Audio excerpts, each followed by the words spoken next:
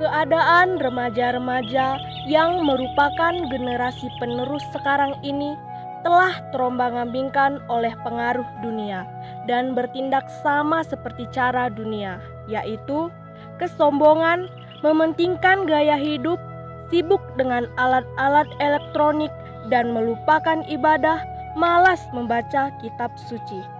Mereka merasa bahwa beribadah dan membaca kitab suci atau tidak itu sama saja, karena cinta akan Tuhan sudah berubah menjadi cinta akan dunia. Seperti firman Tuhan mengatakan bahwa siapa yang cinta dunia berarti dia membenci Tuhan, sehingga kasih akan Tuhan dan sesamanya tidak ada di dalamnya. Yang ada adalah semuanya tentang dirinya sendiri, keakuan, segala sesuatu yang dilakukan untukku dan hanya untukku. Di sebuah sekolah yaitu SMA Katolik 1 Kabanjahe terdapat seorang murid kelas 12 yang sangat setia dan tidak pernah lupa untuk membawa kitab suci untuk dibacanya di saat jam istirahat. Murid tersebut bernama Iren yang sangat rajin membaca kitab suci dan setia melayani Tuhan di sekolah dan gerejanya. Berbeda dengan teman-temannya yang sangat malas untuk membaca kitab suci, terlebih lagi melakukannya dalam kehidupan sehari-hari. Dan tibalah ajaran baru di SMA Katolik 1 Kabanjahe akan dimulai. Iren selaku koordinator ekskul kitab suci ingin mengajak teman-temannya mengadakan ibadah dan menyampaikan firman Tuhan dalam menyambut siswa-siswi baru kelas 10 yang merupakan adik kelasnya di hari pertama masuk sekolah ajaran baru 2021-2022 pada hari Senin tanggal 12 Juli 2021. Halo Put, bagaimana kabar kamu? Kabar saya baik, Ren. Bagaimana dengan kamu? Puji Tuhan, kabar saya juga baik kok Put. Begini Put, berhubung tahun ajaran baru akan dimulai, saya mewakili seksi kerohanian di sekolah kita ingin mengusulkan agar kita melakukan ibadah singkat dan menyampaikan firman Tuhan dalam menyambut adik-adik kelas kita, kelas 10. Nah, bagaimana menurut kamu? Kamu memang nggak tahu apa? Kita kan lagi dalam keadaan pandemi. Mana bisa tuh ngumpul-ngumpul, apalagi di sekolah. Dan untuk menyampaikan firman Tuhan, biar saja deh urusan guru agama kita. Bagi yang mau rajin baca kitab suci, ya silahkan. Bagi yang malas, biar saja deh urusan dia. Jangan kamu samain dong prinsip kamu dengan orang lain. Tak usah berepot dari kita sendirilah. Saya tahu kok Put, saat ini sedang pandemi.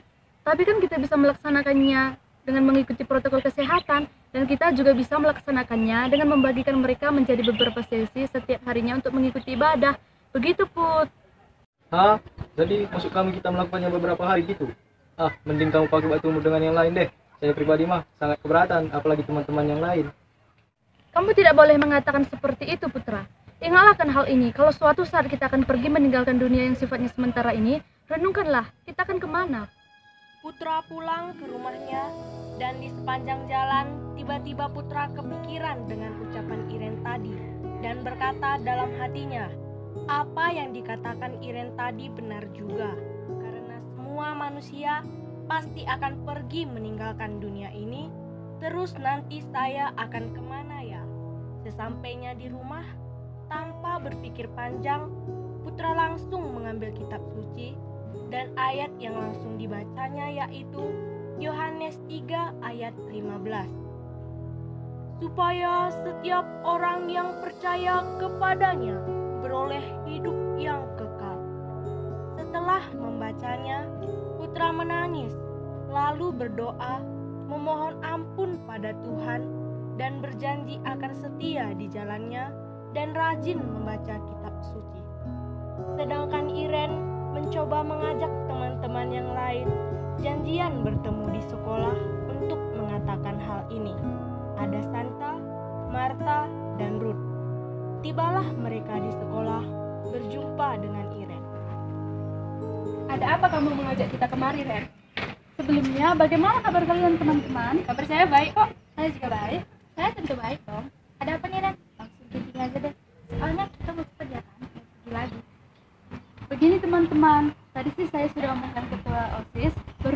ajaran baru akan dimulai, saya mewakili seksi kerohanian di sekolah kita ingin mengusulkan agar kita melakukan ibadah singkat dan menyampaikan firman Tuhan dalam menyambut adik-adik kelas kita kelas 10. Nah, bagaimana menurut kalian?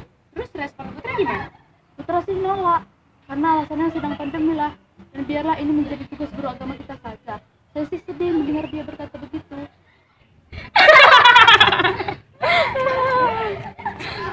Kamu tahu nggak, Ren? Apa yang dibilang Putra itu emang benar. Masa kita harus buat seperti itu lagi untuk adik-adik kelas 10 ngajarin firman Tuhan lagi? Bener tuh, emang udah sesuci dan sekudus apa sih hidup kamu? Maka kamu berniat melakukan hal itu? Saya sadar kok hidup saya belum suci dan kudus di mata Tuhan, tapi saya selalu ingin hidup suci, melakukan kehendaknya dan membaca firman Tuhan. Karena itulah pedoman sejati dalam hidup kita. Dan saya ingin kalian, teman-teman saya dan adik kelas kita akan begitu. Udahlah Ren, yang kamu pikirkan itu terlalu jauh. Nikmati aja deh masa remaja kita sekarang ini, seperti ngumpul-ngumpul, ngomongin yang tren sekarang ini dong. Seperti yang dikatakan Putra tadi, biar deh itu jadi urusan guru agama kita. Kita sebagai orang percaya dan yang telah ditebus oleh darah Yesus, harus benar-benar menjadikan kitab suci sebagai pedoman hidup kita. Bukan seperti yang teman-teman bilang tadi, ini bukan soal tugas guru agama kita saja, tetapi kita sebagai orang percaya harus turut serta dalam memberitakan firman Tuhan. Aduh, udahlah Ren, ketua OSIS aja gak setuju, apalagi kami. Atau nggak gini aja deh, kamu tuh yang ngelakuin rencana kamu yang mulia sama guru agama ya. Kalau kita sih cuma bisa bantu lewat doa. Ya sudah deh, saya nggak memaksa kalian, karena memang kegiatan ini bukan unsur paksaan, tetapi harus didasari dengan panggilan. Saya doakan hati kalian senantiasa dirubah oleh Roh Kudus ya. Ya udah deh, kami pamit ya Ren. Kami masuk shopping nih ke pasar. Ayo teman-teman. Ayo. Oh iya, kalau kamu mau berubah pikiran sama kita, kamu tinggal panggil kita ya. Dadah. Iren kembali sedih melihat sikap teman-temannya tersebut.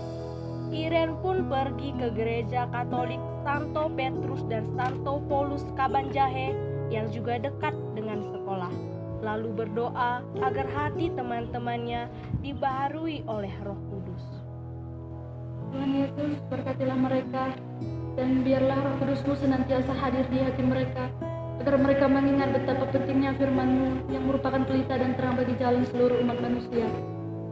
Saya mungkin merasa sendiri memegang teguh prinsip ini, tetapi saya percaya di dalam Engkau, hari-hari berikutnya mereka akan mau melakukan seturut kehendak-Mu. Amin.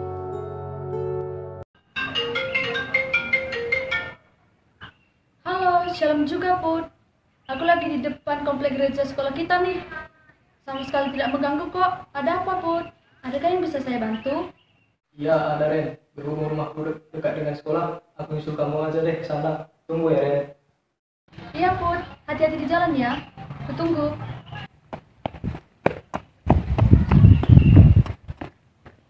Kamu kenapa Put? Kok lari-lari begitu? Bentar dulu, coba kamu tarik nafas kamu. Relax. Begini Ren, aku tuh kepikiran dengan apa yang kamu bilang di telepon tadi pagi tentang kemana kita setelah meninggalkan dunia ini.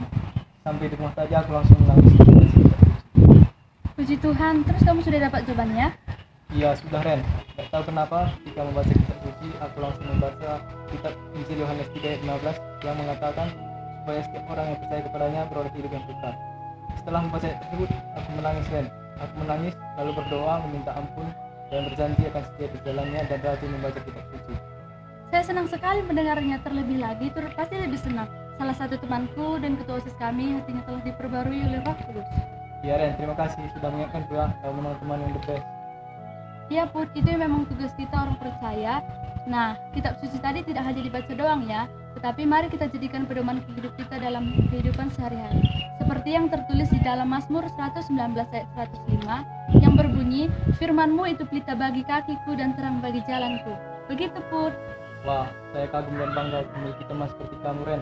Hal ini harus kita ajarkan juga kepada teman yang lain nih. Dan soal rencana kamu yang tadi, kita harus kita laksanakan walaupun dalam masa pandemi sekarang ini.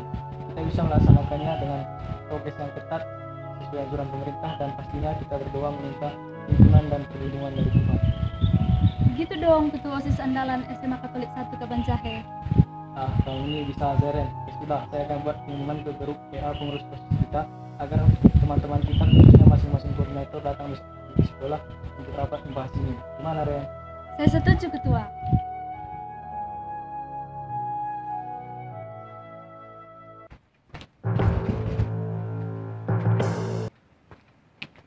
Kenapa kamu tiba-tiba mengajak kita untuk melakukan apa yang diisukan Iren, Put? Entah ini Putra, tumben-tumbenan aja nih. Sampai apa sih? Kalian duduk aja dulu biar saya yang jelaskan. Ini teman-teman, saya mengadakan rapat ini untuk membahas mengenai usulan yang dikatakan Iren kemarin untuk pembekalan adik kelas kita kelas 10. Setelah saya renungkan, apa yang dikatakan Iren kemarin itu benar. Coba kita renungkan, kita sebagai generasi penerus dan yang percaya serta terus oleh darah Yesus, apa yang harus kita lakukan selagi hidup di dunia yang fana ini? Ini bukan soal tugas guru agama atau siapapun itu, tapi ini tugas kita terlebih sebagai kita generasi penerus harus lebih aktif dalam memberitakan firman Tuhan berdasarkan kitab suci. Mari kita ajarkan juga pada adik kelas kita kelas 10 agar mereka juga melakukan hal yang sama pada generasi berikutnya.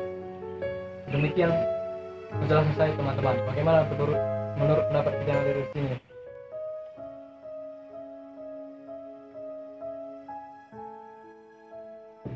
Kok pada diam? Jawab dong teman-teman. Saya pribadi mulai sadar Put akan apa yang pernah Iren katakan. Gak seharusnya kami bersikap seperti kemarin pada Iren. Padahal maksud dan tujuan Iren itu sangat baik dan mulia sekali. Kami juga, Ren. Kami minta maaf ya. Kami janji akan ikut serta dalam melakukan aktivitas pembekalan adik. Iya, nggak apa-apa. Teman-teman minta maaflah kepada Tuhan dan berjanji akan menaati firman-Nya. Firman Tuhan bukan hanya dibaca doang, tetapi marilah kita jadikan sebagai pedoman hidup kita sehari-hari. Seperti yang tertulis di dalam Mazmur 119 ayat 105 yang berbunyi, firman-Mu itu pelita bagi kakiku dan terang bagi jalanku. Nah, hanya mereka yang percaya bahwa firman Tuhan itu berkuasa, maka itu akan memberi kekuatan dalam menjalani hidupnya. Bagi yang masih ragu, firman Tuhan itu tak punya arti apa-apa. Sebab untuk apa Tuhan Yesus memberi kuasa lewat firman-Nya apabila kita meragukan kuasanya? Benar bukan? Kami sangat bersyukur kepada Tuhan.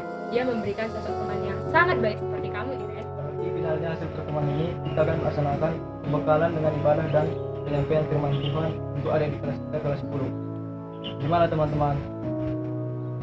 Setuju! Aku ingin memperdengarkan sebuah lagu yang mengajak kita untuk mencintai lebih lagi firman Tuhan. Gimana lagunya Ren? Kami ingin dengar nih. Lagunya berjudul Firman-Mu itu pelita bagi kakiku dan terang bagi jalan.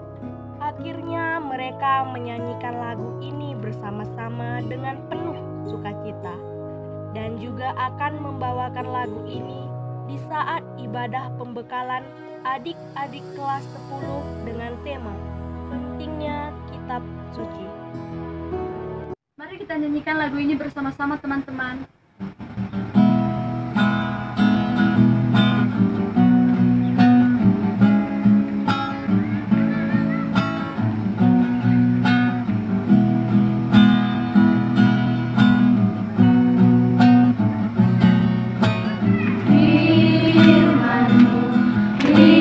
Bagi kakiku, terang bagi jalanku.